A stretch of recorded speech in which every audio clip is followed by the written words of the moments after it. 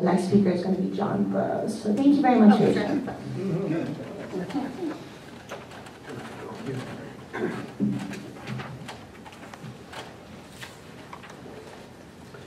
Well, I'm John Burroughs with Lawyers Committee on Nuclear Policy. I want to thank Ed and Mary for inviting me here today, inviting the Lawyers Committee on Nuclear Policy, and Peter Weiss, the president, who will speak this evening.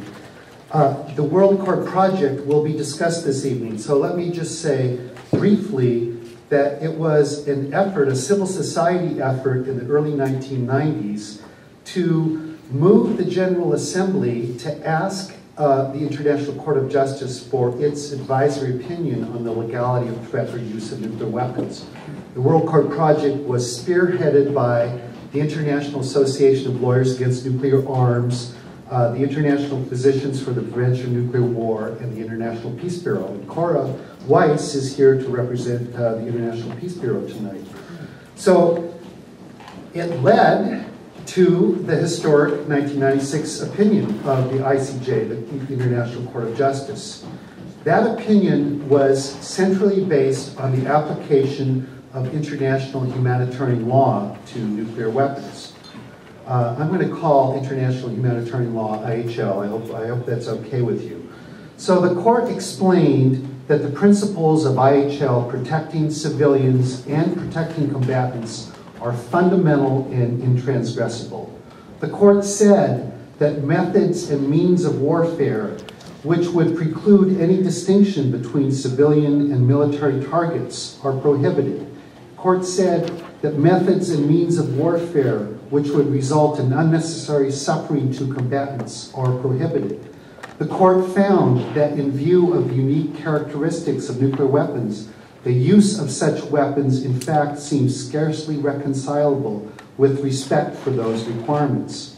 However, given the facts and law available to it, the court felt that it could go only so far as stating that threat or use of nuclear weapons would generally be contrary to international law. The court could not reach a conclusion, one way or the other, regarding an extreme circumstance of self-defense in which the very survival of a state is at stake. That outcome was voted for by 7 of the court's then 14 members and carried by the casting vote of the president, Mohammed Bajawi. 3 judges dissented on the ground that threat or use is categorically contrary to international law. One of those judges was Christopher Ware-Montry, who now serves as president of the International Association of Lawyers Against Nuclear Arms. And I recommend his lengthy separate opinion in the 1996 case as a guide to the problem of nuclear weapons and their incompatibility with international law.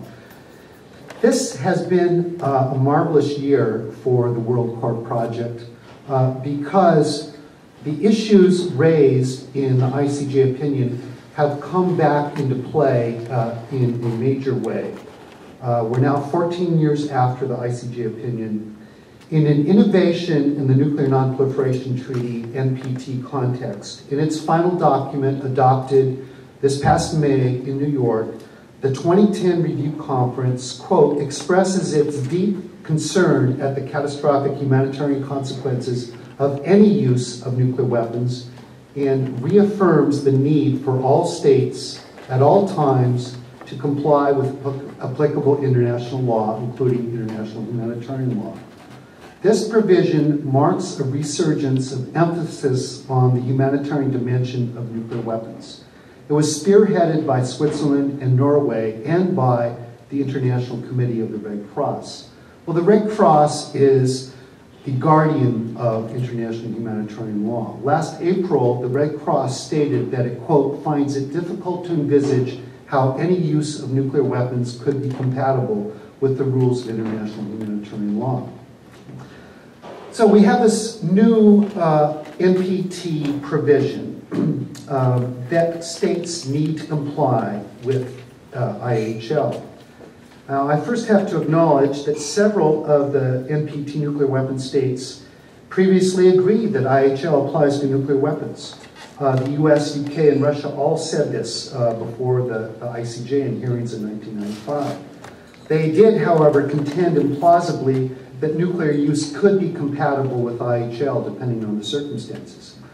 The difference now with this review conference provision is that all of the nuclear weapon states and their allies, including those that shelter under so-called nuclear umbrellas, they're on record as saying there's a need to comply with IHL, and they're accountable for meeting that IHL obligation within the NPT review process. Now I'm going to get just a little subtle, but lawyers do that sometimes. The review conference provision is also important because it takes forward just a bit international law in this area. In contrast to the ICJ's indecision concerning the extreme circumstance in which the survival of a state is at issue, the conference's reference to the catastrophic humanitarian consequences of any use of nuclear weapons, directly coupled with the call for compliance with law at all times, implies that use of nuclear weapons is unlawful in all circumstances.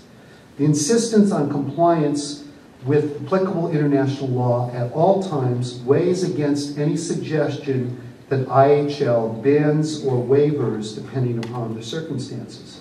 That includes the extreme circumstance referred to by the International Court of Justice or second use and reprisal allegedly intended to discourage further attacks. Now the truth is, and I think most everybody here would agree with this, the truth is that compliance with IHL requirements is impossible due to the uncontrollable collateral effects of nuclear weapons. This is something that the Lawyers Committee on Nuclear Policy has been saying indeed now for 3 decades, but we have refined our analysis in the past couple of years. And I have some literature out at a big table, the best literature table I've ever had out in the hallway. But we're not alone. The Red Cross, I already cited, the Red Cross said they don't see how use of nuclear weapons could be compatible with IHL. They did a major study on customary international humanitarian law, first published in 2005. You don't have to be a specialist in nuclear warfare or IHL to see that use of nuclear weapons is incompatible with the rules laid out by the Red Cross. There's the prohibition on indiscriminate attacks.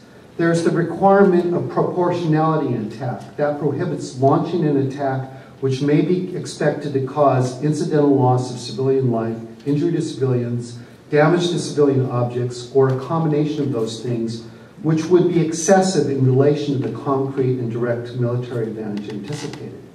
Due regard for the environment. And this is new. It received some discussion in the ICJ opinion, but it's really becoming more entrenched over the last couple of decades.